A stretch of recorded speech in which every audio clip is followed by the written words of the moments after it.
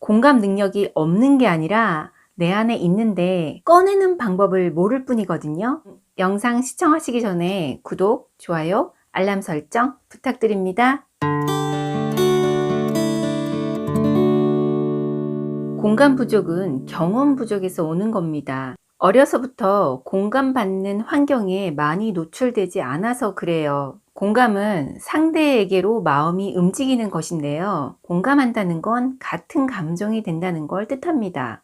흔히 나는 너의 말에 동감해. 이런 감정이 되는 거예요. 마음이 같아지는 것. 이때 마음이 같아지려면 꼭 필요한 것이 있어요. 바로 눈빛입니다. 진심 어린 눈빛.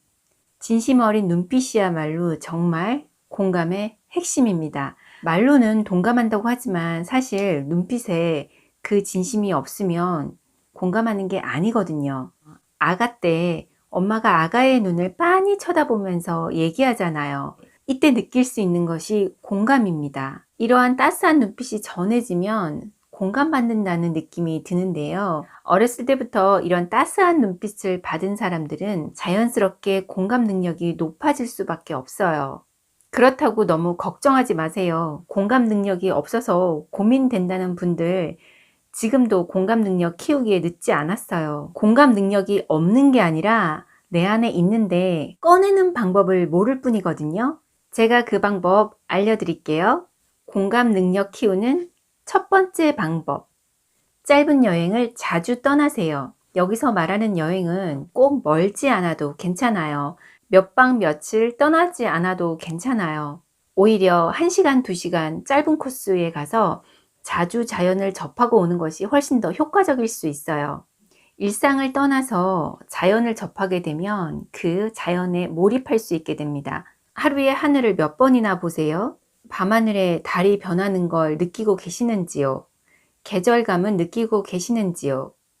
공감 능력이 떨어지는 사람들은 이 계절감도 잘 느끼지 못하고요. 날씨의 변화에도 시큰둥해요. 제가 왜 이런 얘기를 하냐면 사람도 자연의 일부예요. 그래서 자연의 모습과 아주 닮아 있어요. 자연을 감상하다 보면 범접할 수 없는 그런 아름다움 앞에 서면 자신도 모르게 깨닫게 되는 것들이 있어요. 하늘이 찬란하면 찬란해서 감사하다는 걸 느끼면서 하늘에 공감하게 되는 거예요. 지금 한참 추워지면서 울긋불긋하던 낙엽들이 바람에 처참히 떨어지고 있어요. 이 광경을 보면 어떠세요? 이런 광경을 보고 아무렇지 않다는 건 공감 능력이 떨어지는 겁니다. 이런 계절이 변하는 것에 대해서 어떠한 감정이라도 든다면 그 자연스러운 현상에 공감하게 되는 거거든요. 평소에 공감 능력을 키우고 싶다면 시선을 좀 멀리 두고 풍경을 좀 지켜보세요. 풍경이 어떻게 변화하는지, 내 마음이 어떻게 가서 닿는지, 마음이 내려앉도록 좀 여유를 가져보세요. 이렇게 하는 것만으로도 공감 능력이 충분히 올라갈 수 있습니다. 걸으면서 스치는 자연을 감상하다 보면 나도 모르게 자연스럽게 세상의 이치를 깨닫게 되거든요. 슬퍼 보이는 풍경 앞에서 슬픔을 느끼는 것도 좋은 공감이고요. 행복한 풍경을 보면서 행복감을 느끼는 것도 굉장히 좋은 공감입니다. 자연이 존재한다는 건 어쩌면 우리에게 공감 능력을 가르쳐 주기 위함일 수도 있어요. 공감 능력 키울 때 자연을 적극 활용하시기 바랍니다. 공감 능력 키울 수 있는 두 번째 방법. 평소 소설책을 읽는다. 왜 하필 소설책일까요? 소설책에는 다양한 인물들이 등장해요. 소설을 읽으며 스토리에 심취하다 보면 눈물도 흘리고 그들이 왜 이랬을까 궁금도 하면서 계속 책장을 넘기게 되잖아요. 자연스럽게 소설 인물에 빨려들어서 공감하고 있는 겁니다. 소설책을 많이 읽는다는 건 그만큼 사람들에 대해서 간접적인 경험을 많이 한다는 거예요. 소설책이 공감 능력 키우는데 좋은 건 진짜 현실이 아니기 때문에 긴장하지 않아도 괜찮아요. 스트레스 받지 않아도 괜찮아요. 인물의 심리에 대해서 편안하게 느낄 수 있으니 그게 장점이에요. 진짜 인간관계에서는 공감해야 된다는 게 때로는 스트레스이거든요. 공감 능력을 키울 수 있는 방법 세 번째, 평상시에 그림을 그려보는 겁니다.